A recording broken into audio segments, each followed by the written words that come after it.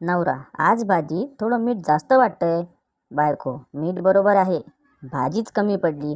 सांगितलं होतं ना जास्त आणायला.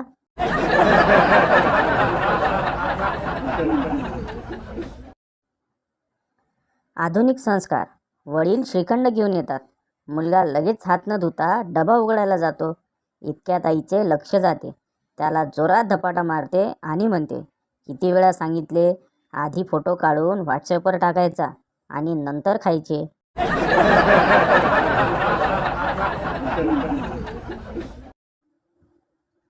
ट्रॅफिक पोलीसपेक्षाही जास्त भीती तेव्हा वाटते जेव्हा गाडीवर असताना कुत्रे मागे लागतात.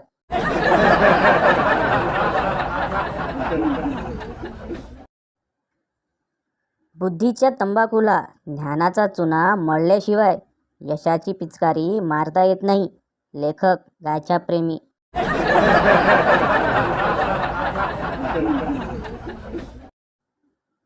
एखादी मुलगी आवडत असेल तर तिला लगेच सांगून टाकावं.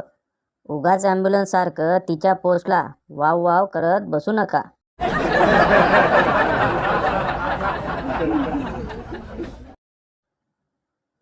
नवरा, गेली 17 वर्षे तू माझ्या प्रत्येक वाक्यात चूक काढत असतेस. बायको, 17 नाही 18.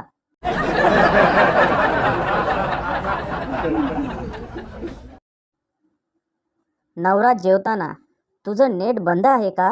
बायको, आहे की चालू. का? नवरा, मला भाजी वाढ म्हणून मेसेज टाकलाय, अजून दिली नाहीस म्हणून विचारलं.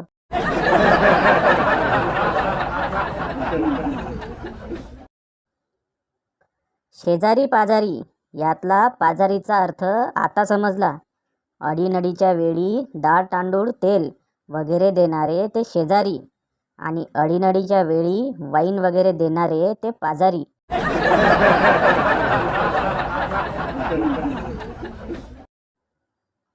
सर, किती निर्लज्ज आहेस तू गण्या.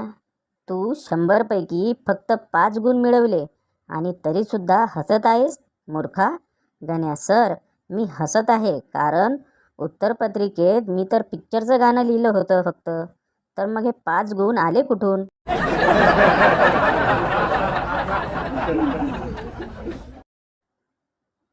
एका दुःखी महिलेला विचारलं गेले की आपण आपल्या सासरची समस्या आपल्या नवऱ्याला का बरं सांगत नाही. तर तिने उत्तर दिले की मलेरियाबद्दल मच्छरशी काय बोलणार.